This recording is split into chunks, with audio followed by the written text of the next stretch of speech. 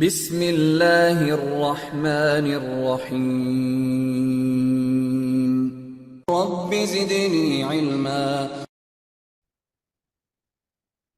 إن الحمد لله نحمده ونستعينه ونستغفره ونؤمن به ونتوكل عليه ونعوذ بالله من شرور أنفسنا ومن سيئات أعمالنا من يهده الله فلا مضل له ومن يضلل فلا هادي له وأشهد أن لا إله إلا الله وحده لا شريك له وأشهد أن محمدا عبده ورسوله إن خير الحديث كتاب الله وخير الهدي هدي محمد صلى الله عليه وسلم وشر الأمور محدثاتها وكل محدثة بدعة وكل بدعة ضلالة وكل ضلالة في النار.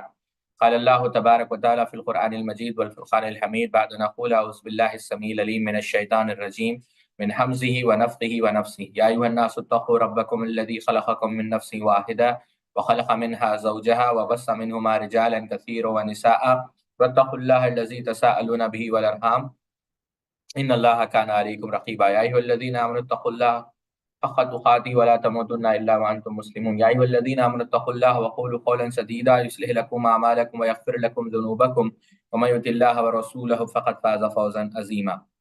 سبحانك لا علم لنا الا ما علمتنا انك انت العليم الحكيم. رب اشرح لي صدري ويسر لي امري واحلل عقدة من لساني يفقهوا قولي.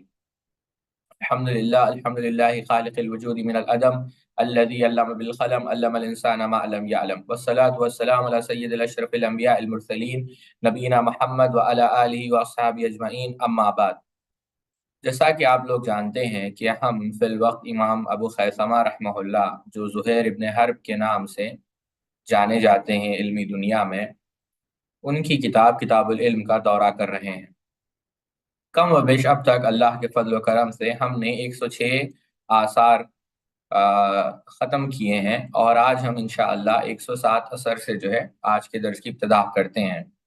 سیدنا ابو ہریرہ رضی اللہ تعالیٰ عنہ بیان کرتے ہیں کہ وَالنَّاسُ يَسْأَلُونَهُ يَقُولُ، یعنی وہ ایک آیت بیان کر کہتے ہیں لولا آیت انزلت فی سورۃ البقرہ لما اخبرت بالشیء فلولا انه قال ان الذين يكتمون ما انزلنا من البينات والهدى من بعد ما بينه للناس في الكتاب اولئك يلعنهم الله وَيَلْعَنَهُمُ اللَّاعِنُونَ كما ورد فی سورۃ البقرہ.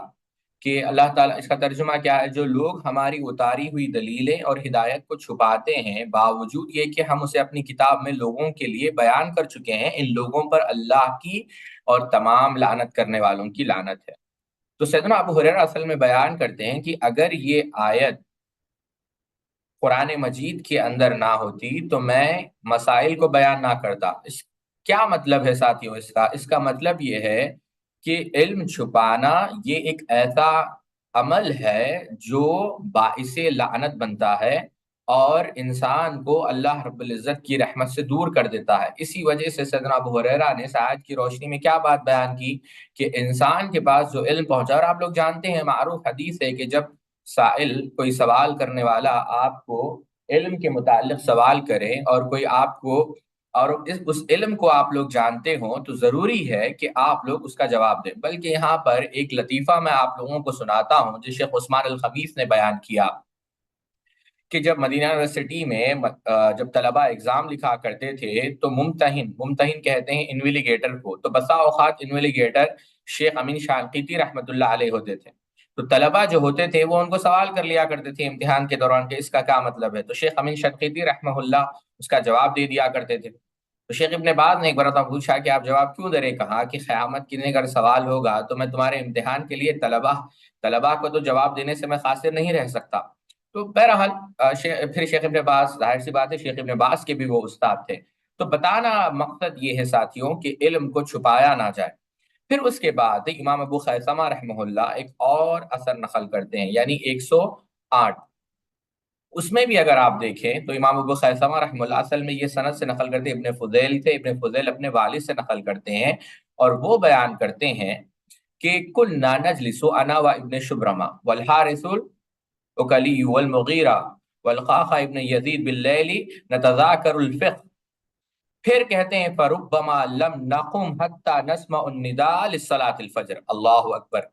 کہتے ہیں کہ ہم ابن شبرمہ، الحارث العقلی، المغیرہ، محدثین القعقاع ابن یزید رات میں حدیث کا تذکرہ کرتے ہوئے ہم بیٹھتے تھے. یعنی ہم حدیثوں کو یاد کرتے تھے اور آپس میں ایک دوسرے سے حدیثوں کا جو ہے درس دیا کرتے تھے، یعنی آپس میں مذاکرہ کیا کرتے تھے۔ حتیٰ کہ کہتے ہیں ابن فضیل اپنے والد سے نقل کرتے ہیں کہ ہم اس وقت، یعنی فقہ کے مسائل بھی بیان کرتے تھے، اس وقت تک ہم نہیں اٹھتے تھے جب تک کہ بسا اوقات فجر کی اذان ہمیں سنائی دیتی تھی۔ یعنی علم میں وہ اتنے مشغول ہو جاتے تھے کہ پتہ ہی نہیں لگتا تھا کہ کب صبح سے جو ہے شام سے جو ہے صبح ہو گئی۔ عبداللہ بیان کرتے ہیں قال انکم فی زمان کثیر علماء قلیل خطباء وان بعدکم زمانا کثیر خطباء والعلماء فیہ قلیل۔ عبداللہ سے مراد کون ہے؟ عبداللہ ابن مسعود رضی اللہ تعالیٰ عنہ، وہ کہتے ہیں کہ تم ایسے زمانے میں ہو کہ جب علماء کیا ہے کثیر تعداد میں ہیں، اور فقہا کیا ہے، اور خطبہ کیا ہے قلیل تعداد میں ہے، لیکن ان قریب ایسا زمانے آنے والا ہے کہ جب کیا ہوگا، جب خطبہ کثیر تعداد میں ہوں گے اور جو فقہا ہوں گے کم ہوں گے۔ اب یہ روایت موقوف ہے اور بعض علماء نے اس کو کیا کہتے ہیں مرفوعاً بھی نقل کیا ہے۔ اب عبدالسلام، پھر ابو خیثمہ عبدالسلام ابن حرب، اور یہ لیث سے اور یہ کیا ہے مجاہد سے جو ہے نقل کرتے ہیں، اور ایک بڑا تعجب انگیز قول نقل کرتے ہیں، کہتے ہیں مجاہد ابن جبر رحمہ اللہ لا باس بالثمر فی الفقہ، کہ اس بات میں کوئی حرج نہیں کہ رات میں جگہ جائے فقہ کے مسائل کو جو ہے ڈسکس کرنے کے لیے یا اس پر جو ہے غور و فکر کرنے کے لیے۔ پھر ابو خیثمہ رحمہ اللہ زریر سے اور وہ حسن ابن عمرو سے اور اسی طریقے سے ابراہیم النقی سے نقل کرتے ہیں کہ ابراہیم النقی رحمہ اللہ نے بیان کیا من طلب شیئا من العلم یبتغی به اللہ آتاہ اللہ به ما یکفیہ، کہ جب انسان کسی چیز کا علم حاصل کرتا ہے، علم کے کسی حصے کا، علم کے کسی یوں سمجھے آپ کسی جز کا وہ حاصل کرنے کی کوشش کرتا ہے، یعنی مخلص ہو کر اللہ رب العزت کی رضا کے لیے، اللہ رب العزت کے چہرے کا دیدار کرنے کے لیے، تو اللہ رب العزت اسے وہ علم نواز دیتا ہے جس کی اسے ضرورت ہو۔ یکفا یعنی اتنا علم اسے نواز دیتا ہے اللہ رب العزت، جو علم حاصل کرنے میں مخلص ہوتا ہے کہ وہ علم ایسا اللہ رب اس کو عطا کرتا ہے جو علم اس کے لیے کیا ہے کافی اور شافی ہو جاتا ہے۔ تو بات یہ عرض کر رہا تھا، اعوذ باللہ من الشیطان الرجیم، ابو خیثمہ امام ابراہیم النخعی رحمہ اللہ کے متعلق کہ وہ کہتے ہیں کہ اگر کوئی شخص اللہ کی رضا کے لیے علم کا کوئی حصہ سیکھتا ہے تو اللہ رب العزت اسے ایسے علم سے نوازتا ہے جو اس کے لیے کافی ہو۔ پھر ابو خیثمہ رحمہ اللہ زریر سے اور پھر وہ جب ابو یزید المرادی سے نقل کرتے ہیں کہ کہتے ہیں قال لما حضر عبیدۃ الموت دعا بکتبہ فماہا، یعنی کہتے ہیں کہ جب عبیدہ، یہ اصل میں کون ہے؟ عبیدہ ابن عمرو السلمی ہے، یہ ایک تابعی تھے، یہ ایک تابعی تھے اور ثقہ جو ہے یہ راوی تھے۔ انہوں نے یعنی اگر آپ ان کی سیرت پڑھنا چاہیں تو ابن ابی حاتم رحمہ اللہ نے ان کی مستقل سیرت لکھی ہے۔ جب ان کے موت کا وقت تھا، یعنی عبیدہ ابن عمرو السلمانی کا، تو جب انہوں نے اپنی کتابوں کو بلایا اور کہا کہ ان تمام کتابوں کو جلا دیا جائے، تو اس کی وجہ یہ بیان کی کہ وہ دوسری روایت میں آیا ہے کہ آپ لوگوں کو ہو سکتا ہے کہ ایک سوال آئے کہ کیوں انہوں نے یہ کہا کہ ان کتابوں کو میٹ دیا جائے، کیونکہ انہوں نے یہ کہا کہ ہو سکتا ہے کہ جب بعد میں لوگ آئے تو ان کتابوں کا جو حق ہے ان حق کو وہ ادا نہ کریں، اس وجہ سے انہوں نے ان کتابوں کو میٹ دینے کا حکم دیا ہے۔ پھر جو اس کے بعد کا اثر ہے وہ میں نے بارہا مستقل درس میں بیان کیا ہے، وہ یہ ہے کہ اللہ کے رسول صلی اللہ علیہ وسلم کی جو حدیث ہے رحم اللہ من سمع منا حدیثا فرواہ کما سمعہ فانہ رب محدث او آمن سامعین، کہتے ہیں آپ جان نظر اللہ عمران کے بھی لفظ آئے ہیں کہ اللہ رب العزت اس کے چہرے کو تر و تازہ رکھے، جو حدیث سنتا ہے یاد کرتا ہے اس کو ایسے ہی پہنچاتا ہے کہ نہیں، اور آگے پہنچاتا ہے، بسا اوقات آگے پہنچانے والا اس کو زیادہ سمجھتا ہے۔ یہ اثر کو جو ہے نقل کیا۔ اب آگے کا جو اثر ہے ساتھیوں، جو 114 اثر ہے، میں چاہتا ہوں کہ آپ لوگ اس کو نوٹ کریں اور غور سے سنیں، اور اس اثر کو ابو خیثمہ رحمہ اللہ نے زریر نے عبد الملک ابن عمیر سے، اور انہوں نے رجا ابن حیوا سے۔ رجا ابن حیوا بہت بڑے محدث ہیں، وقت نہیں ہے کہ ان کے بارے میں بیان کیا جائے۔ رجا ابن حیوا رحمہ اللہ بیان کرتے ہیں، ابو درداء رضی اللہ تعالیٰ عنہ سے کہتے ہیں العلم بالتعلم والحلم بالتحلم وما يتحرى الخير يؤته وما يتوفق الشر يوقه، کہتے ہیں کہ علم جو ہے سیکھنے سے آتا ہے، اور حلم جو ہے انسان جب، یعنی انسان کے پاس جو میچورٹی ہوتی ہے، تو انسان جب بلوغت کی دہلیز پہ پہنچتا ہے تب وہ اسے حاصل ہوتا ہے۔ اور جو خیر کے لیے جد و جہد کرتا ہے، یعنی خیر حاصل کرنے کی وہ کوشش کرتا ہے، یتحرى یتحرى الخیر، تو کوشش کرتا ہے، تو اللہ رب العزت اسے خیر سے نوازتا ہے۔ اور جو شر سے بچنے کی کوشش کرتا ہے، اللہ رب العزت اس کو شر سے محفوظ کر دیتا ہے۔ اس اثر سے کیا بات پتا چلی چالیو کہ حرکت میں برکت ہے۔ اگر آپ چاہتے ہیں کہ علم، تو آپ کو مستقل پڑھنا پڑے گا۔ اگر آپ چاہتے ہیں تجربہ، لا تجربہ الا بالحکمہ، لا حکمہ الا بالتجربہ، حکمت چاہتے ہیں تو بغیر تجربے کے حکمت حاصل نہیں کی جا سکتی۔ خیر چاہتے ہیں تو اس کے لیے جد و جہد کرنا پڑے گا، والذی جاہد فینا لنہدینہم سبلنا۔ اور اگر آپ شر سے بچنا چاہتے ہیں تو اس کے لیے بھی نفس امارہ سے آپ کو لڑنا پڑے گا۔ آپ اس اثر پر غور کریں، آپ غور کریں تو یہ بات آپ کو سمجھنی چاہیے کہ بغیر محنت کے انسان پھل حاصل نہیں کر سکتا۔ عمل سے بنتی ہے زندگی، جنت بھی جہنم بھی، یہ خاکی اپنی فطرت میں نہ نوری ہے نہ ناری۔ سمجھ رہے ہیں آپ لوگ یہ بات؟ اب اس کے بعد اثر نمبر 115، ابو خسیمہ یہ نقل کرتے ہیں وکی سے، وہ سفیان سے، وہ ابو زیارہ سے، وہ ابو الاحوص سے، اور وہ عبداللہ ابن مسعود رضی اللہ عنہ سے۔ غور کریں، کہتے ہیں ان احد لا یولد عالما والعلم بالتعلم، کہ کوئی بھی شخص علم عالم پیدا نہیں ہوتا۔ یہاں پر غور کریں، اللہ اکبر، یہ سونے سے لکھے جانے والی بات ہے۔ عبداللہ ابن مسعود رضی اللہ عنہ کہتے ہیں کہ کوئی بھی شخص عالم پیدا نہیں ہوتا، بلکہ سیکھ کر تعلم کے ذریعے سے وہ کیا ہے؟ عالم بنتا ہے۔ کیا معنی ساتھیوں؟ آپ کسی بھی جانور کو آپ لوگ دیکھیں، اگر آپ کبھی نہیں دیکھیں گے کہ کیا کہتے ہیں، شیر کو جو ہے جو شیر ہوتا ہے اس کو شکار نہیں سکھایا جائے گا، مچھلی کو تیرنا، کیوں؟ یہ علم لے کر پیدا ہوتے ہیں۔ ایک فلسفیانہ بحث ہے، اب ہم اس پر بات نہیں کرتے، لیکن واللہ اخرجکم من بطون امہاتکم لا تعلمون شیئا وجعلکم السمع والابصار والافئدہ لعلکم تشکرون، کہ جب انسان پیدا ہوتا ہے تو کوئی چیز اسے معلوم نہیں ہوتی، لیکن اللہ رب العزت اسے قوت سماعت، قوت بینائی، قوت تکلم، یہ جو کلام کرنے کی طاقت ہے، سننے کی طاقت ہے، دیکھنے کی طاقت ہے، یہ فیکلٹیز آف نالج اس کو عطا کرتا ہے، جس کے ذریعے سے وہ علم حاصل کر سکتا ہے۔ تو یہاں پر ایک بات کیا پتا چلی کہ کوئی بھی عالم جب پیدا ہوا تاریخ کے اندر، وہ علم لے کر پیدا نہیں ہوا، محنت کرنے کے بعد، جدوجہد کرنے کے بعد اللہ رب العزت نے اس کو علم سے نوازا ہے۔ یہ بات آپ سمجھے کہ نہیں؟ اب ابو خیثمہ رحمہ اللہ پھر ضریر سے، وہ ابو سنان سے، وہ سہل الفرازی سے نقل کرتے ہیں کہ عبداللہ ابن مسعود رضی اللہ تعالیٰ عنہ نے نصیحت کی۔ کیا نصیحت کی؟ کہ اغد عالما او متعلما او مستمعا ولا تكونن رابیا فتح تحلک، کہتے ہیں کہ یا تو تم، جو پہلا اثر کتاب کا بھی یہی تھا کہ یا تو تم عالم بننے کی کوشش کرو، یا طالب علم بننے کی کوشش کرو، یا حدیث کے سننے بننے والے کی کوشش کرو، کم سے کم سنا کرو، اور چہوتا، یعنی ایسا نہ ہو کہ نہ تم عالم ہو، نہ طالب علم ہو، نہ کوئی حدیث کے سننے والے۔ کیوں؟ اگر تم چہوتے طبقے میں داخل ہو جاؤ گے تو تم برباد اور ہلاک ہو جاؤ گے۔ اللہ ہم سب کی حفاظت فرمائے۔ ابو خیثمہ رحمہ اللہ ہے ابن سعید سے، وہ عثمان ابن غایث سے، اور وہ ابو سلیل سے بیان کرتے ہیں، کہتے ہیں کہ جب کان الرجل من اصحاب النبی صلی اللہ علیہ وسلم یحدث الناس فیکثر علیہ فیسعد فوق بیت فیحدثهم، کہتے ہیں کہ جب اللہ کے رسول صلی اللہ علیہ وسلم کے کوئی صحابی حدیث سناتے تو ایسا ہوتا کہ لوگ آس پاس کے جمع ہو جاتے۔ ابو سلیل بیان کرتے ہیں کہ جب اللہ کے رسول صلی اللہ علیہ وسلم کے صحابہ میں سے کوئی صحابی حدیث سناتے تو آس پاس کے لوگ جمع ہو جاتے، اور اتنی کثیر تعداد جمع ہو جاتے کہ حتیٰ کہ ان کے گھر کے اوپر، یعنی صحابی کو ان کے گھر کے اوپر چڑھنا پڑتا اور وہاں سے حدیث کو سنانا پڑتا۔ تو اس سے کیا بات پتا چلی ساتھیوں؟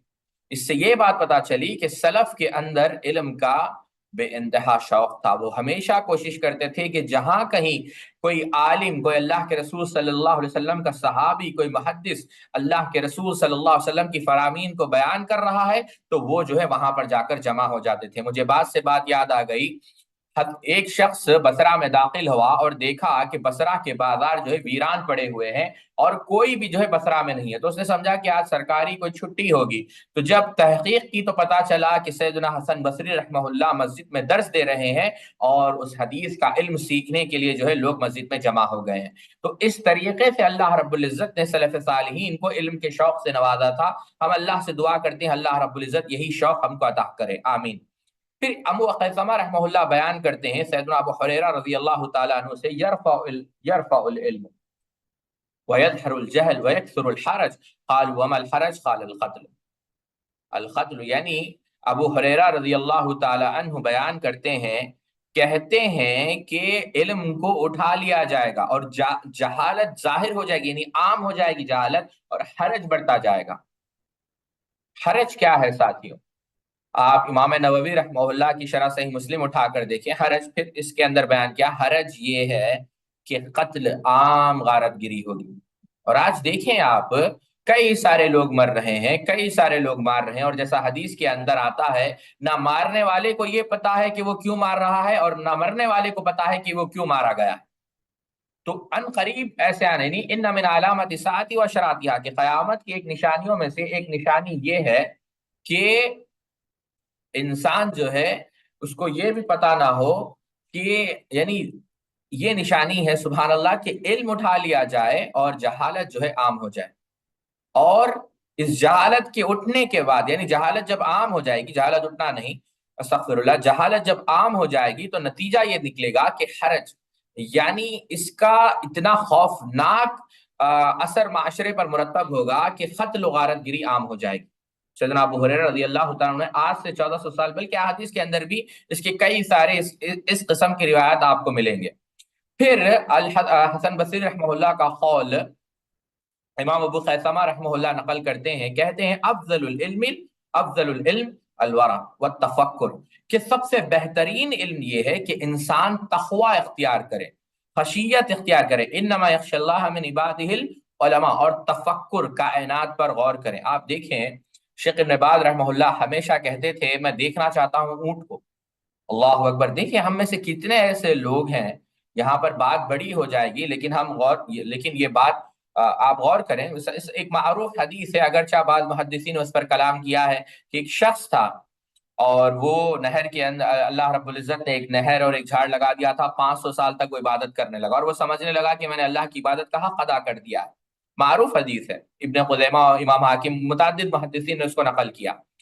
اور جب قیامت کے دن ایک آنکھ کی نعمت کے بدلے میں اس عبادت کو تولا گیا تو وہاں وہ عبادت ہیچ نظر آئی، ہے کہ نہیں؟ اسی وجہ سے ساتھی شیرازی نے کیا کہا، ہر سانس پر شکرانس، کہ ہر سانس کے لیے انسان کو 2 شکر ادا کرنے چاہیے۔ ایک تو وہ سانس ہے آکسیجن جو جسم کے اندر جاتی ہے، اور ایک وہ سانس ہے کاربن ڈائی آکسائڈ جو باہر جاتی ہے۔ تو اگر آکسیجن اندر نہ جائے تب بھی انسان کی موت واقع ہوتی ہے، اور کاربن ڈائی آکسائڈ اگر باہر نہ آئے تب بھی انسان کی موت واقع ہوتی ہے۔ تو ہر سانس پر 2 شکرانس، انسان کو چاہیے کہ ہر سانس پر وہ 2 شکر ادا کرے۔ اللہ اکبر۔ اب یہاں پر آپ یہ بات دیکھیں اور غور سے سمجھیں، شیخ ابن باز رحمہ اللہ فرماتے ہیں کہ تفکر، یعنی وہ چاہتے تھے، ان کی ایک خواہش تھی، افلا ينظرون الى الابل كيف خلقت والى السماء كيف رفعت والى الجبال كيف نصبت والى الارض كيف سطحت، کہ یہ جو نشانی اللہ رب العزت نے بیان کی، پہلی چیز کیا ہے، اونٹ، وہ اونٹ کو دیکھیں۔ اب تفکر ہم کیا ہے، اللہ رب العزت سے نوریم، جو اللہ رب العزت نے، ہم کیا ہے اس میں، اگر اس میں ہم نہیں جانا چاہیں گے، لیکن اللہ رب العزت کی نشانیوں پر ہم غور کریں۔ اور اس قسم کی ایک روایت ابو نعیم رحمہ اللہ نے ہلۃ الاولیاء میں بھی نقل کی۔ تو یہی بات حسن بصری کہتے ہیں کہ بہترین علم یہ ہے کہ یعنی انسان صالح بننے کی کوشش کرے، صالحی اپنے اعمال کے اندر اخلاص پیدا کرے اور تفکر کرے۔ تفکر کس میں؟ اللہ کی ذات پر نہیں، تفکر کس پہ؟ اللہ رب العزت کی مخلوقات پر۔ اب پھر اس کے بعد ثمامہ ابن عبداللہ سے ایک اثر نقل کرتے ہیں ابو خیثمہ رحمہ اللہ، کہتے ہیں وہ یا بنی قید العلم بالکتاب، اس سے یہ تو بعد میں ہے، کہتے ہیں کہ سیدنا انس رضی اللہ تعالی عنہ جو ہے اپنے بیٹے کو نصیحت کرتے تھے، یا بنی، اے میرے بیٹے، قید العلم بالکتاب، کہ اے میرے بیٹے تم علم کو قید کر لو۔ کیا معنی؟ کہ تم علم کو محفوظ کر لو لکھنے کے ذریعے سے، یعنی اللہ اکبر، اگر تم چاہتے ہو کہ یہ علم محفوظ رہے تو اس کو لکھ لیا کرو۔ اب پھر اس کے بعد جو معروف حدیث ہے اس کا میں ترجمہ کرتا ہوں، اور کیونکہ ہم نے بارہا پڑھی اور وقت کم ہے، کہ اللہ کے رسول صلی اللہ علیہ وسلم نے کیا کہا؟ آپ نے فرمایا کہ علم جو ہے لوگوں سے چھین لیا نہیں جائے گا، بلکہ علم علماء کے موت کے ذریعے سے اٹھا لیا جائے گا، حتیٰ کہ کوئی ایک بھی عالم باقی نہیں رہے گا، اور لوگ جہال سے علم حاصل کریں گے، اور پوچھنے والے جب وہ سوال کریں گے تو فتویٰ دیں گے، یہ کون لوگ؟ یہی جہلا، بغیر علم کے وہ فتویٰ دیں گے، اور وہ گمراہ ہوں گے اور لوگوں کو گمراہی کی طرف جو ہے لے کر جائیں گے۔ یہ معروف حدیث ہے۔ پھر اس کے بعد ایک روایت نقل کرتے ہیں حمران، یہ حمران اصل میں سیدنا عثمان ابن عفان رضی اللہ تعالی عنہ کے غلام تھے۔ کہتے ہیں کہ ایک دن سیدنا عثمان ابن عفان رضی اللہ تعالی عنہ نے وضو کیا، اور یہ معروف روایت ہے کہ انہوں نے مکمل وضو کیا سیدنا عثمان ابن عفان رضی اللہ تعالی، فلما توضا عثمان قال واللہ لا احدثنکم حدیثا لولا آیۃ فی کتاب اللہ ما حدثتکموہ۔ کہتے ہیں کہ اللہ کی قسم میں تمہیں ایک حدیث سناؤں گا، اور یہ آیت اگر قرآن مجید میں نہ ہوتی تو میں تمہیں وہ حدیث نہیں سناتا۔ اور وہی آیت جو ہے، جو سورہ بقرہ کی آیت میں نے آپ کے سامنے سیدنا ابو ہریرہ کے حوالے سے پڑھی، وہ آیت پڑھی اور پوری حدیث سنائی۔ یعنی صحابہ رضوان اللہ تعالی مجمعین کیا سمجھتے تھے؟ آیت کا معنی یہ ہے کہ انسان کے پاس جتنا علم ہو قرآن و حدیث کے متعلق، جس پہ اس نے اتقان یعنی رسوخ اس کو صحیح سمجھا ہو، بشرطے کہ وہ اس کو آگے پہنچائے، یعنی علم کو چھپایا نہ جائے، علم کی نشر و اشاعت کی جائے۔ اور یہاں پر ایک بات دیکھیں ساتھیوں، ہو سکتا ہے کہ آپ لوگوں کو یہ بات تھوڑی سی عجیب لگے، لیکن میں مثال سے اگر سمجھاؤں گا تو مجھے امید ہے کہ آپ کو جو ہے یہ آیت کا معنی آپ کو سمجھ میں آئے گا، اور آپ کو یہ اس قسم کے آثار کی وضاحت آپ کو سمجھ میں آئے گی۔ وہ یہ ہے ساتھیوں، آپ ایک کتاب میں نے بارہا پچھلے درس میں کہی تھی، لیکن میں نے کبھی اس کو مجلس میں بیان نہیں کیا۔ ایک عالم دین گزرے ہیں جن کا نام تھا عبداللہ ملارکی، تحفۃ العری فی رد اہل الاسالیب۔ یہ اصل میں تھے عیسائی، انہوں نے کئی سال عیسائیت کا مذہب اختیار کیا، اور جو ویٹیکن سٹی یعنی اس وقت جو کیا کہتے ہیں جو یورپ تھا، کیا کہتے ہیں اس کو، میں بھول رہا ہوں، قرطبہ، تو وہاں پر جو ہے کئی سالوں تک عیسائیوں کی حکومت تھی۔ تو اور کافی سارے جو ہے انہوں نے، جو عیسائیوں کا سب سے بڑا پادری تھا وہاں پر جو ہے عبداللہ ملارکی نے جو ہے، ظاہر سی بات انہوں نے بھی اسلام نہیں لایا تھا، وہاں پر وہ ٹھہرے اور ان کی خدمت کرتے رہے۔ کہتے ہیں کہ ہر سال، وہ مقدمے میں انہوں نے یہ واقعہ لکھا کہ ہر سال پادریوں کی ایک مناقشہ، ایک علمی مباحثہ، یعنی عیسائیت کے جتنے بھی علماء ہیں وہ ہر سال جمع ہوتے تھے۔ یعنی آج سے 800 سال پہلے کی میں آپ کے سامنے بات عرض کر رہا ہوں۔ تو ایک دفعہ جو میرے جو استاد تھے وہ بیمار تھے، میں ان کا خادم تھا، انہوں نے کہا کہ میں تو نہیں جا سکتا، تم جاؤ۔ تو جب وہاں پر پہنچے تو پورے جو عیسائی علماء تھے انہوں نے اس مسئلے پر بحث کی کہ جو انجیل کے اندر، حالانکہ انجیل تحریف شدہ ہے، کہ فرقلیط کا لفظ ہے، فرقلیط، یہ کون ہے؟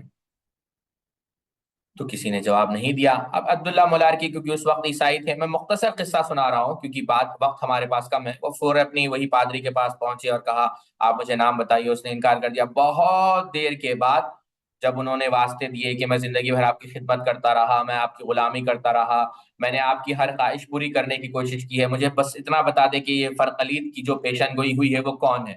تو اس وقت نے کہا کہ ہاں میں تمہیں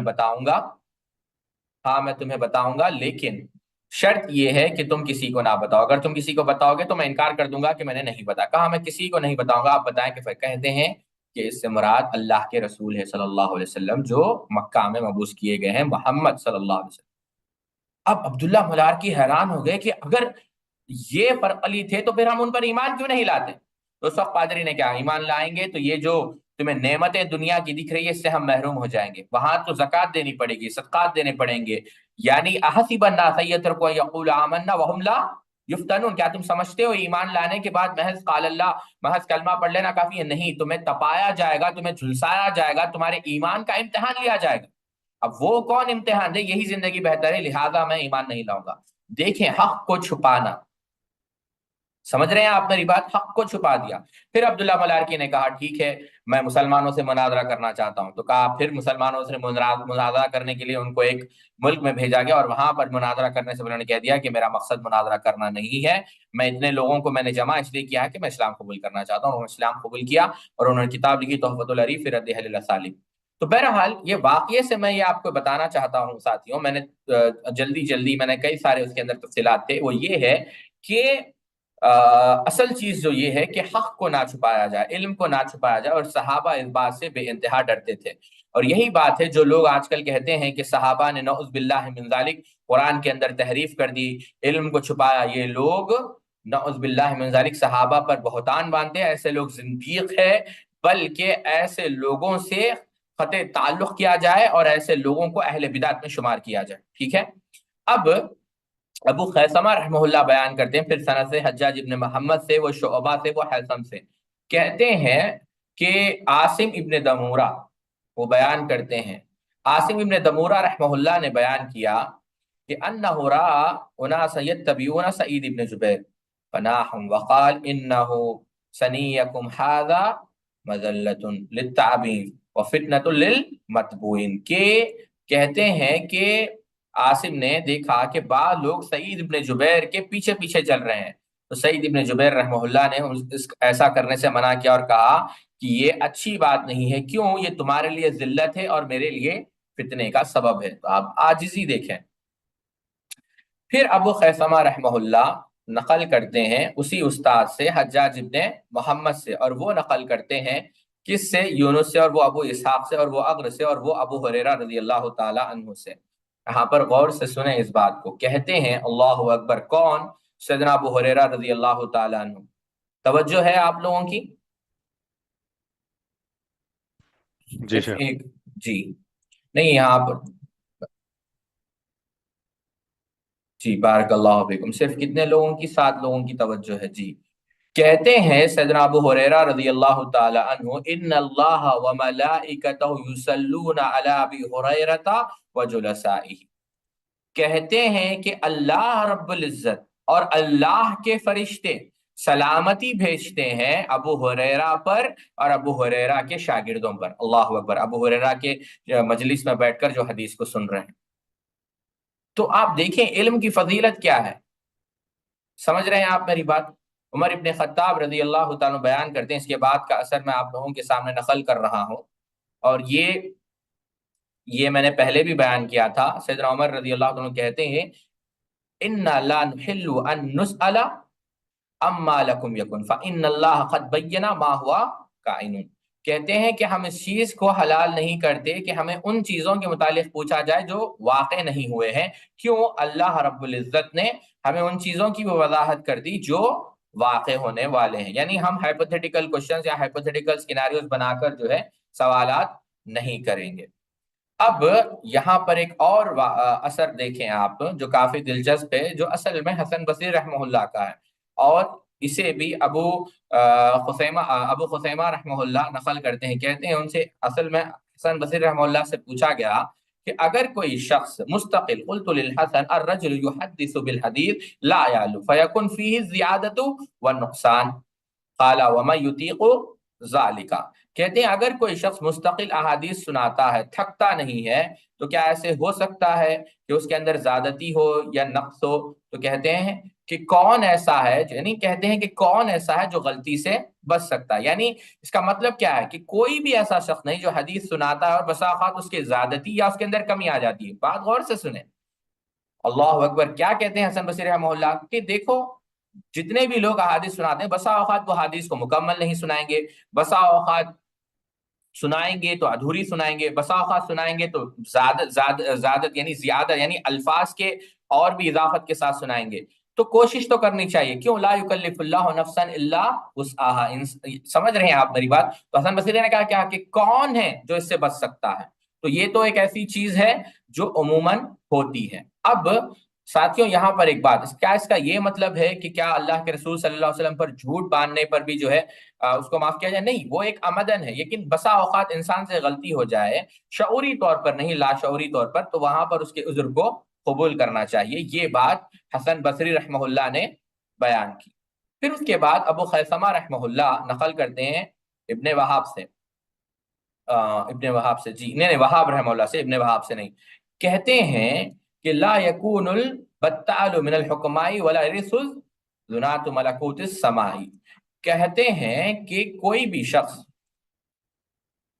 ایک منٹ،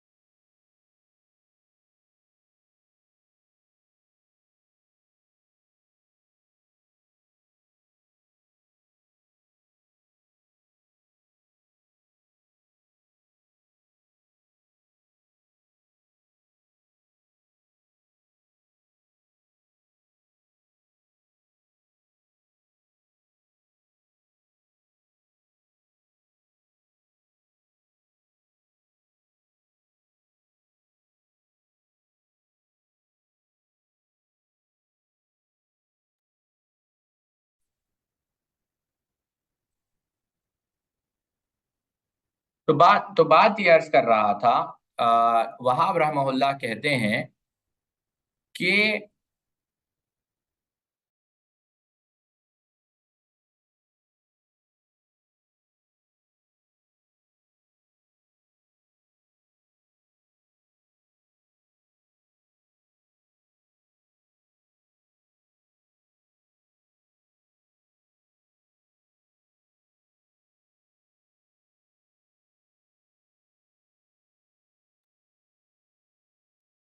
جی اس ترجمے کو ہم چھوڑ دیتے ہیں، کیونکہ ترجمے کے اندر یوں سمجھے آپ تھوڑی سختی ہے، لیکن ہم اس کو چھوڑ دیتے ہیں، کبھی پھر ہم یا درس کے بعد آپ لوگ پوچھ لیں۔ وہاب رحمہ اللہ کا ہی اثر، اکرمہ کہتے ہیں کہ اکرمہ رحمہ اللہ جنت پر تھے، یعنی جنت اصل میں جو ہے یہ ایک یمن کے اندر معروف شہر ہے۔ تو طاؤس رحمہ اللہ نے، انہوں نے 60 دینار ان کو دیے۔ تو اس وقت اکرمہ رحمہ اللہ نے کہا کہ میں ان 60 دینار کا کیا کروں گا؟ تو اس وقت طاؤس رحمہ اللہ نے اکرمہ سے کہا کہ کیا تم نے نہیں دیکھا کہ میں نے ابن عباس رضی اللہ تعالی عنہ کا علم، یعنی میرے بیٹے عبداللہ کے لیے 60 درہم میں خریدا، یعنی کتابیں وغیرہ، بہرحال جو مصحف ہوتے ہیں وہ انہوں نے، مصحف سے مراد جو صحیفے ہوتے ہیں وہ انہوں نے خریدے۔ اس سے کیا بات پتہ چلی ساتھیوں کہ علم حاصل کرنے کے لیے پیسے خرچ کرنا پڑتا ہے۔ پھر اس کے بعد ابن دالوق کہتے ہیں کہ جب کبھی لوگ ربیع ابن خیثم کے پاس جمع ہوتے ہیں سوال پوچھنے کے لیے، تو کہتے ہیں کہ میں تمہارے شر سے اللہ رب العزت کی پناہ طلب کرتا ہوں، یعنی وہ خوش ہوا نہیں کرتے تھے۔ ابو عبد الرحمن بیان کرتے ہیں کہ سیدنا علی رضی اللہ تعالیٰ کا گزر ہوا ایک شخص سے جو حدیثیں بیان کر رہا تھا، تو اس وقت سیدنا علی رضی اللہ تعالیٰ عنہ نے ان سے پوچھا کیا تم حدیث کے اندر ناسخ اور منسوخ کو جانتے ہو؟ تو کہا اس شخص نے کہ میں نہیں جانتا۔ تو کہا کہ تم بھی ہلاک ہو اور لوگوں کو بھی ہلاک کر رہے ہو، گمراہ کر رہے ہو۔ غور کریں آپ اس بات پر، کافی یعنی آپ لوگوں کو چاہیے کہ اس پر غور کریں، کس کا؟ سیدنا علی رضی اللہ عنہ کا گزر ہوا۔ تو سیدنا علی نے کیا پوچھا؟ یعنی الفاظ پر غور ہے، تعرف الناسخ من المنسوخ، کیا تم جانتے ہو کہ ناسخ اور منسوخ کیا ہے؟ تو اس نے کیا کہا؟ قال اللہ، میں نہیں جانتا۔ قال ہلکتا و ہلکتا، تم بھی ہلاک ہو اور لوگوں کو بھی ہلاک کر رہے ہو۔ کیا پتا چلا ساتھیو اس بات سے کہ جو حدیث کو بیان کر رہا ہے اسے چاہیے کہ حدیث کے علوم و فنون کی وہ معرفت رکھے، ورنہ وہ نہ بیان کرے۔ یہ بات میری نہیں ہے، سیدنا علی بن ابی طالب رضی اللہ تعالیٰ عنہ کی۔ ابو حسین کہتے ہیں کہ میں ابراہیم رحمہ اللہ کے پاس گیا ایک سوال کے متعلق پوچھنے کے لیے، تو اس وقت انہوں نے کہا کہ کیا تمہارے اور میرے علاوہ، یعنی کیا تم میرے علاوہ کسی اور کو پوچھ سکتے تھے؟ یعنی ابراہیم کو جب سوال پوچھا تو کیا میرے علاوہ تم کسی کو پوچھ سکتے تھے؟ تو پوچھ لینا، مجھے ہی کیوں پوچھ رہے ہو؟ دیکھیں آپ کو یہ پورے علم کے آداب میں آپ غور کریں تو بعض باتیں اگر آپ دیکھیں تو کیا وہ صفات آج آپ کو نظر آ رہی ہے؟ سلف دیکھیں جو اتنی علمی شخصیتیں ہیں لیکن اس کے باوجود کوشش کر رہے ہیں کہ سوال کا جواب نہ دیں۔ پھر عبداللہ ابن مسعود رضی اللہ تعالی عنہ کو دیکھیں، یہاں پر سوال کا جواب سے مراد کیا ہے ساتھیوں؟ حلال و حرام کے فتوے ہیں، یہ بھی آپ بات یاد رکھیں، کیونکہ یہ کافی سنگین مسئلہ ہوتا ہے۔ یہ کوئی عام سوال جو حلال و حرام کے مسئلے ہوتے ہیں، عقائد کے مسائل ہوتے ہیں، تو عوام کو خاص کر جو اپنے آپ کو علماء یا فقہا سمجھتے ہیں انہیں چاہیے کہ ایسے جوابات دینے میں کافی احتیاط کریں جیسے سلف احتیاط کرتے تھے۔ عبداللہ ابن مسعود رضی اللہ تعالیٰ بیان کرتے ہیں کہ اگر کوئی شخص علم کو بھولتا ہے تو وہ اس کے گناہ کی وجہ سے بھولتا ہے۔ یہ بات میں نے آپ کو پہلے بھی بیان کی۔ ابن عباس بیان کرتے ہیں کہ اللہ کے رسول صلی اللہ علیہ وسلم کا بہت سارا علم انصار کے پاس تھا اور میں وہاں پر جا کر علم سیکھتا تھا، جو واقعہ میں نے آپ لوگوں کو پہلے بیان کیا۔ میں بس اشارہ کہ تو اللہ کے رسول کا انتقال ہوا تو میں نے ایک انصاری سے کہا چلو جا کر صحابہ کے پاس سے علم سیکھتے ہیں، تو ہم صحابہ کے پاس جاتا، اگر دھوپ کا وقت ہوتا میں وہاں پر ان کا انتظار کرتا۔ یہ واقعہ سیدنا عبداللہ ابن عباس کا امام ابو خیثمہ رحمہ اللہ نے بھی بیان کیا ہے۔ کہتے ہیں قاسم بن محمد ابن سیرین اور رجا ابن حیوہ حدیث بیان کرتے تھے من وان اسی طریقے سے جس طریقے سے اللہ کے رسول صلی اللہ علیہ وسلم نے بیان کیا، اور حسن اور ابراہیم الشعبی مفہوم کو بیان کرتے تھے، یعنی کوشش کرتے تھے کہ کم از کم اس کا معنی ادا ہو جائے۔ پھر کہتے ہیں ابن عون رحمہ اللہ کہ میں ایک دفعہ ابراہیم رحمہ اللہ کی یعنی یوں سمجھے درسگاہ میں یا ان کے حضور میں آیا، یعنی ان کے سامنے میں شامل ہوا، تو اس وقت حماد، اب یہ کون حماد ہے؟ حماد ابن ابی سلیمان، یہ کون ہے؟ امام ابو حنیفہ رحمہ اللہ کے استاد ہیں، وہ بھی آئے اور انہوں نے سوال پوچھنے لگے۔ امام حنیفہ رحمہ اللہ کے استاد حماد ابن سلیمان، ان کے استاد ابراہیم النخعی، پھر ان کے استاد علقمہ، پھر عبداللہ ابن مسعود، ایسے یہ سلسلہ ہے۔ تو جب حماد رحمہ اللہ آئے تو انہوں نے سوال پوچھنے شروع کیے اور اس میں احادیث تھے، تو ابراہیم النخعی نے پوچھا کہ وہ کیا ہے، تو کہا کہ یہ احادیث کے پہلے الفاظ ہیں، تو بس یعنی تھوڑے الفاظ میں لکھے، تو کہا کہ ایسے نہ لکھا کرو، کیا میں نے تم کو منع نہیں کیا؟ جب حدیث کو لکھو تو پوری لکھو۔ کس نے یہ بات کہی؟ ابراہیم النخعی رحمہ اللہ نے حماد ابن ابی سلیمان رحمہ اللہ کو۔ پھر بعض نے یہ بھی کہا کہ اس میں کوئی حرج کی بات بھی نہیں ہے، لیکن آپ دیکھیں جب پہلے حدیث کو لکھا جاتا تھا، یعنی کیا کہتے ہیں، یہ اس وجہ سے جو اطراف کہتے ہیں یعنی پہلے کو اور بعد کے اس کو، یہ یاد کرنے کے لیے ایسے لکھا جاتا تھا، یہ یاد رکھیں اطراف جو کہتے ہیں تو یہ ایسے ہی لکھا جاتا تھا۔ بہرحال یہ ابھی آپ لوگوں کے لیے ضروری نہیں ہے تو میں اس کو چھوڑ کر آگے بڑھتا ہوں۔ ابن ناہی کہتے ہیں کہ میں ابو ہریرہ رضی اللہ تعالی عنہ سے حدیثیں لکھا کرتا تھا، اور میں نے جب ان کو ترتیب دینے کی کوشش کی اور میں سیدنا ابو ہریرہ رضی اللہ عنہ کے پاس لاتا اور ان سے پوچھتا کہ میں نے آپ سے سنا ہے، تو وہ کہتے ہیں ہاں آپ نے سنا ہے۔ تو اس سے کیا بات پتہ چلی؟ مرجع، بار بار جانا، لکھنا، پھر اس کو جا کر ری چیک کروانا، یہ بھی کیا تھا؟ سلف کا طریقہ تھا۔ اب اللہ کے رسول صلی اللہ علیہ وسلم کی ایک حدیث نقل کی کہ آدمی کے سچے ہونے کی یہ دلیل ہے کہ وہ علم حاصل کریں اور اس پر عمل کریں اور اس کی نشر و اشاعت کریں۔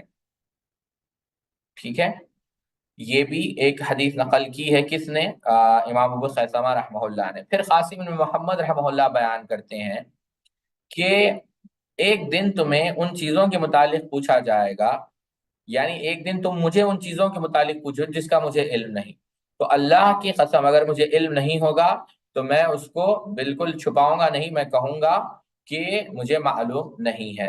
تو یہ ایسے بہت سارے آثار امام ابو خیثمہ رحمہ اللہ نے نقل کیے ہیں۔ یہاں پر آپ دیکھیں گے ساتھیوں، میں یہاں پر ٹھہرنا چاہوں گا کیونکہ کافی سارے آثار آ چکے ہیں۔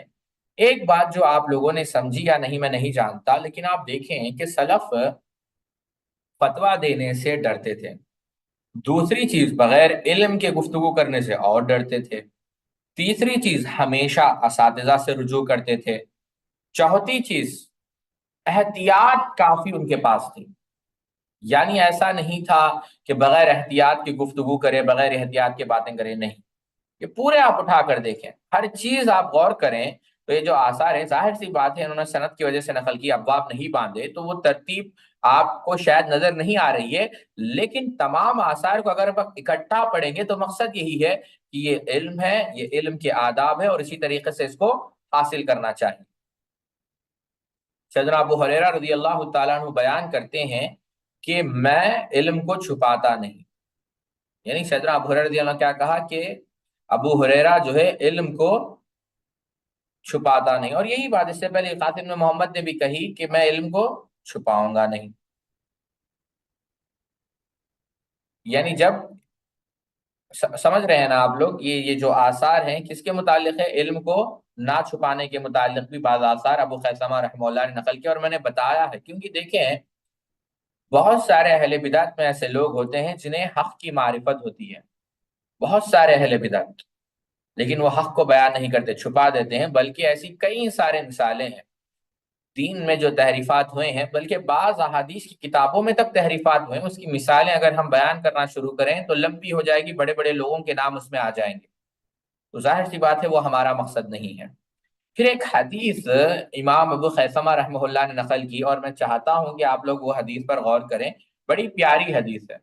کہتے ہیں اللہ کے رسول صلی اللہ علیہ وسلم، یہ اصل میں ابن عباس سے کہتے ہیں، عن ابن عباس احسبه رفعه الى النبي صلی اللہ علیہ وسلم قال من همان لا يغزي واحد منهما نحمته من هم في الطالب العلم لا يغزي نحمته ومن هم في الطالب الدنيا لا يغزي نحمته۔ کہتے ہیں کہ دو ایسے حریص ہیں، یعنی ہرس رکھنے والے، کہ جن کی ہرس کبھی ختم نہیں ہوگی، ہزاروں خواہشیں ایسی کہ ہر خواہش پہ دم نکلے، بہت نکلے ارمان میرے پھر بھی بہت کم نکلے۔ پہلا تو وہ شخص ہے اس کی ہرس جو علم حاصل کرتا ہے، اس کی ہرس کبھی ختم نہیں ہوگی، اور دوسرا وہ شخص جو دنیا کا طلبگار ہے اور اس کی بھی ہرس کبھی ختم نہیں ہوگی۔ اللہ رب العزت ہمیں علم کا حریص بنائے، نہ کہ دنیا کا حریص، آمین۔ پھر سیدنا ابو ہریرہ رضی اللہ عنہ بیان کرتے ہیں کہ جو علم کو چھپاتا ہے، جیسا کہ آپ جانتے ہیں کہ آگ کے کنگن اور آگ سے جو ہے اس کو سزا دی جائے گی، یہ حدیث جو ہے انہوں نے امام ابو خیثمہ رحمہ اللہ نے نقل کی۔ اب پھر اس کے بعد ابو خیثمہ رحمہ اللہ کہتے ہیں کہ سیدنا علی رضی اللہ تعالی عنہ نے ایک نصیحت کی، اور یہ نصیحت کافی دلچسپ ہے، اور یہ اصل میں نصیحت نہیں بلکہ یوں سمجھے فقیہ کی تعریف آپ نے بیان کی سیدنا علی رضی اللہ تعالی عنہ نے۔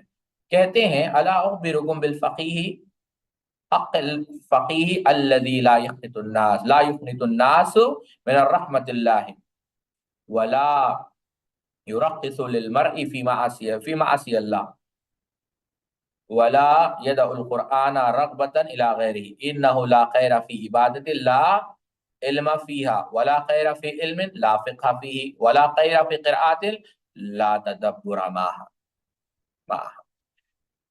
اب یہ دیکھیں کافی غور طلب قول ہے، کہتے ہیں کہ کیا میں تمہیں فقیہ کی تعریف نہ بیان کروں کہ شریعت میں فقیہ کس کو کہا گیا ہے؟ اور پھر کہا کہ فقیہ وہ ہے جو لوگوں کو اللہ کی رحمت سے مایوس نہیں کرتا، اور نہ ہی اتنا اس کو جو ہے نہ ہی اتنا اس کو آزاد کر دے رحمت کے، اور اللہ غفور الرحیم ہے اتنا کہ وہ گناہ میں مبتلا ہو جائے، یعنی اعتدال۔ ایک طرف تو وہ جو لوگ گنہگار ہیں انہیں امید دلاتا ہے کہ نہیں، قل یا عبادی الذین اسرفوا علی انفسہم لا تقنطوا من رحمت اللہ، اللہ کی رحمت سے مایوس ہونے کی ضرورت نہیں ہے، اللہ رب العزت تمہارے گناہوں کو معاف کرنے والا ہے۔ اور دوسری طرف جو طغیان کے شکار ہو چکے ہیں، ظلم پر آمادہ ہو چکے ہیں، انہیں ڈراتا ہے کہ ڈرو اس دن سے کہ جس دن یوم یفر المرء من اخیہ و امہ و ابی و صاحبتی و بنی، کہ کوئی کام آنے والا نہیں، وما ربک لا نسیہ، اللہ کوئی چیز بھولنے والا نہیں، ہر چیز کا تمہیں سوال ہونے والا ہے۔ تو اللہ نہ تو وہ رحمت سے مایوس کرنے والا ہے اور نہ ہی جہنم سے بے خوف کرنے والا ہے۔ اللہ اکبر۔ یہ پہلی بات سیدنا علی بن ابی طالب رضی اللہ عنہ نے بیان کی کہ اعتدال اس کے اندر پایا جائے گا، اور دوسری چیز کیا؟ وہ قرآن کو نہیں چھوڑے گا، یعنی قرآن کو چھوڑ کر کسی اور کتاب کی طرف وہ راغب نہیں ہوگا، یعنی قرآن مجید کی جو تعلیمات ہیں اس کو چھوڑ کر کسی اور چیز کی طرف وہ دعوت نہیں دے گا۔ پھر کہتے ہیں کہ کسی عبادت کے اندر خیر نہیں جب تک کہ اس عبادت کو علم کی بنیاد پر نہ ادا کی جائے، اور کہتے ہیں کہ کسی علم کے اندر خیر نہیں جب تک کہ اس کے اندر فقہ حاصل نہ کی جائے، اور پھر کہتے ہیں کہ اس تلاوت کے اندر کوئی خیر نہیں جس تلاوت کے اندر تدبر نہ کیا جائے۔ یہ بات سیدنا علی بن ابی طالب رضی اللہ عنہ، یہ جامع نصیحت آپ نے کی۔ پھر سیدنا عبداللہ ابن عمر رضی اللہ عنہ کا قول کی نقل کیا کہ اے لوگوں تم ان چیزوں کے متعلق نہ پوچھو جو کبھی ہوں گی نہیں. کیوں؟ سیدنا عمر رضی اللہ عنہ ایسے لوگوں پر لعنت بھیجتے تھے جو ایسے جو ہے مسائل کے متعلق پوچھتے تھے، جس کا ذکر میں نے پہلے بھی کیا ہے.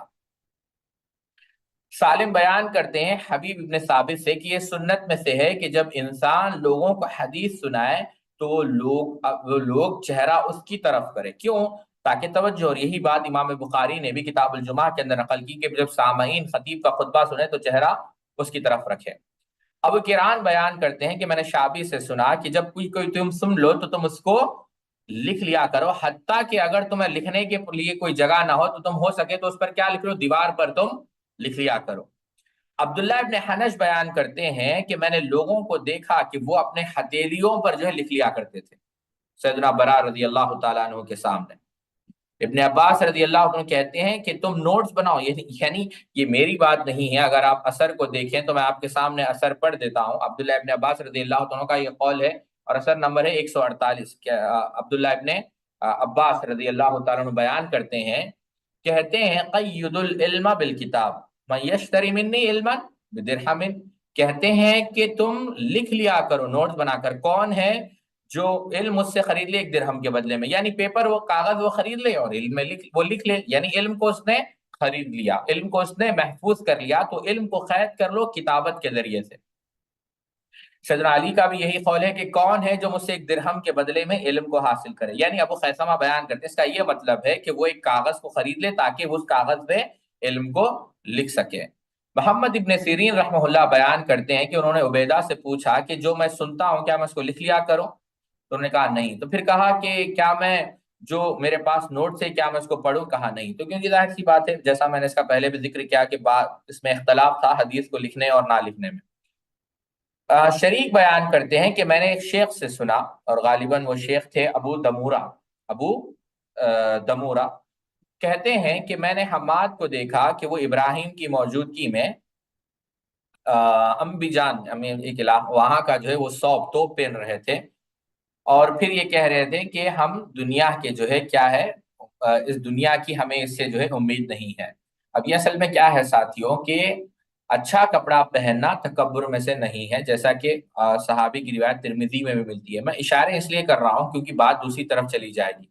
تو بہرحال اچھے کپڑے پہننا جائز ہے، لیکن اس کے اندر کیا ہے، اس کے اندر کیا ہو، تکبر نہ ہو. یعنی وہ پہننے کی خواہش کیوں ہے کہ بس آگے کپڑے پہن لیے، لیکن اس کا یہ مطلب نہیں کہ آپ دنیا کے پیچھے بھاگ دوڑ کریں، اور سلف اچھے کپڑے پہنا کرتے تھے. محمد ابن سیرین رحمہ اللہ بیان کرتے ہیں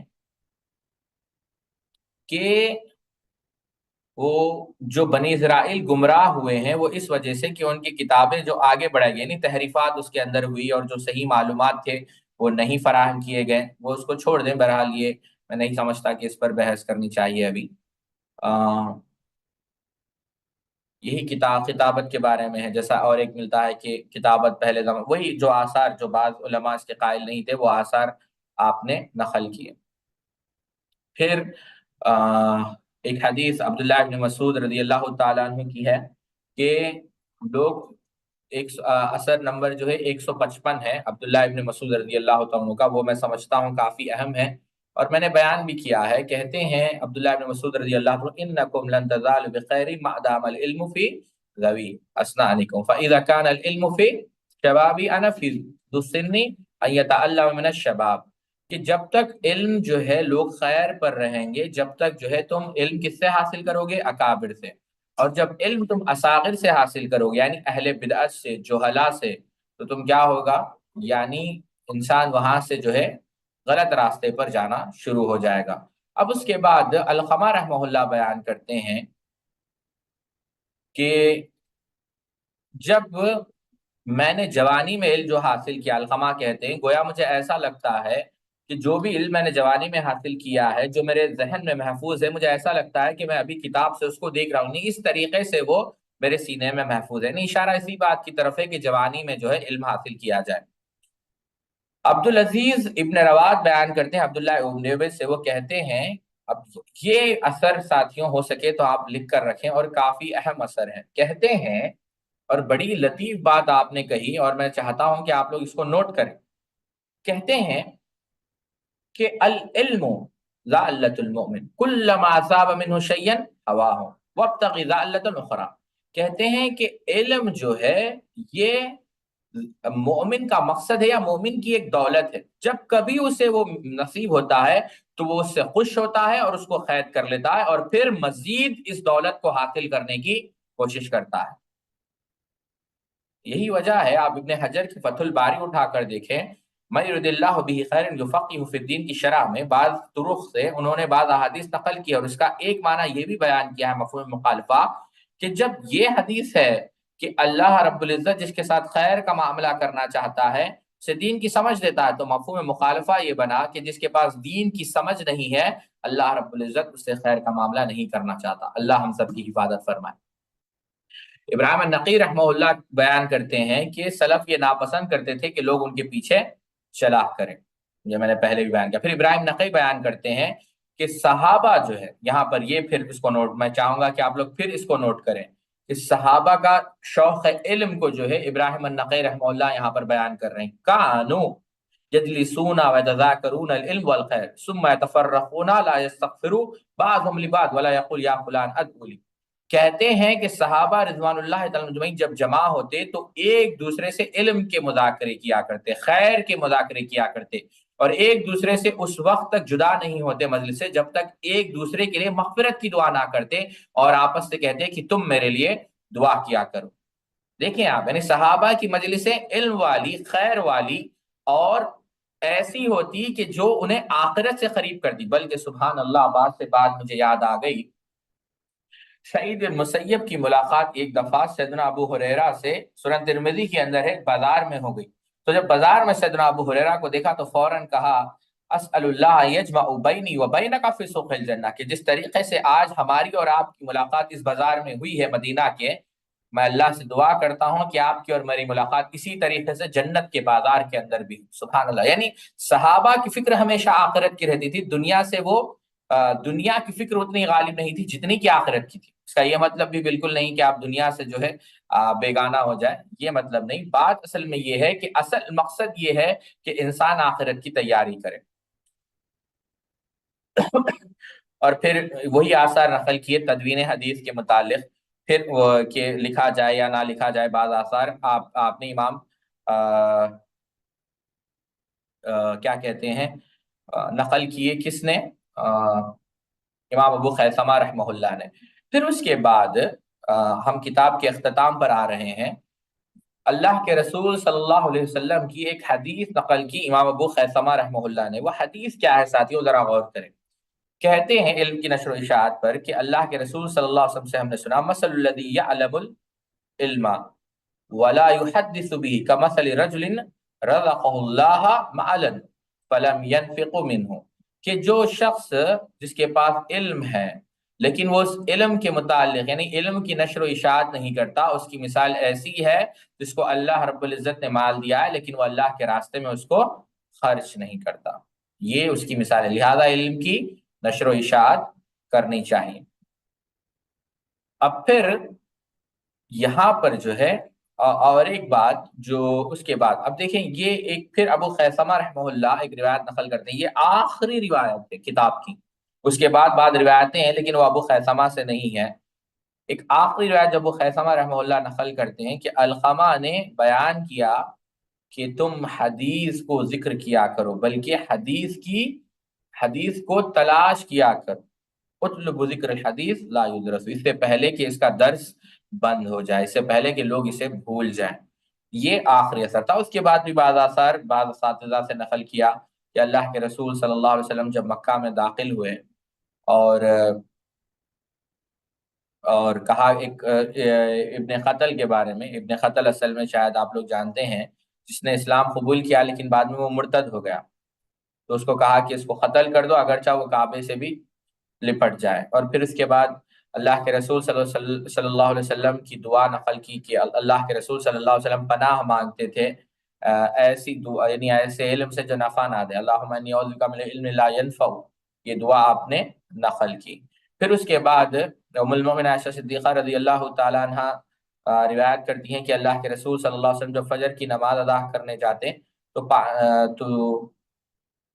جی اس کو ہم چھوڑ دیتے ہیں۔ پھر اللہ کے رسول پھر کہا اللہ کے رسول صلی اللہ علیہ وسلم کوئی موت کی تمنا نہ کرے، کیونکہ حسن یعنی وہ چاہیے کہ اپنے اعمال کو زیادہ سے زیادہ بڑھائے، کیونکہ جب اعمال کو بڑھائے گا تو اعمال کو بڑھانے کے لیے طویل عمر کی ضرورت ہے، لہذا وہ موت کی تمنا نہ کرے۔ اور جب اللہ کے رسول صلی اللہ علیہ وسلم جنازے کی نماز آپ نے ادا کی تو آپ 4 دفعہ تکبیر کیا کرتے تھے۔ تو یہ یہاں پر اللہ کے فضل و کرم سے ہم نے کتاب العلم کا خاتمہ کیا۔ سبحانک اللہم و بحمدک، اشہد ان لا الہ الا انت، استغفرک و اتوب الیک۔ یہ ابو خیثمہ رحمہ اللہ کی کتاب العلم تھی جو ہم نے پڑھی۔ انشاءاللہ پھر آج اس کے بعد ہم کیا پڑھیں گے وہ انشاءاللہ 7 بجے سے ہم آپ کو بتائیں گے۔ آج انشاءاللہ پھر 7 بجے درس رہے گا، جو کچھ بھی اس میں خیر کی باتیں تھیں نہیں سوالات انشاءاللہ بعد میں ہم لیں گے، ابھی نہیں، لکھ کر رکھ لیں۔ تو جو کچھ بھی اس کے اندر خیر کی باتیں تھیں وہ اللہ کی طرف سے تھی، اور جو کچھ بھی اس کی غلطیاں ہوئی ہیں یا کوتاہیاں ہوئی ہیں ہمارے نفس کی طرف سے اور شیطان کی طرف سے ہیں۔ سبحانک اللہم و بحمدک، اشہد ان لا الہ الا انت، استغفرک و اتوب الیک۔ یہیں پر ہم درس کو ختم کرتے ہیں۔ انشاءاللہ پھر 7 بجے سے درس ہوگا آج، انشاءاللہ ہم درس میں دوبارہ ملاقات کرتے ہیں۔ بارک اللہ فیکم، السلام علیکم ورحمۃ اللہ وبرکاتہ۔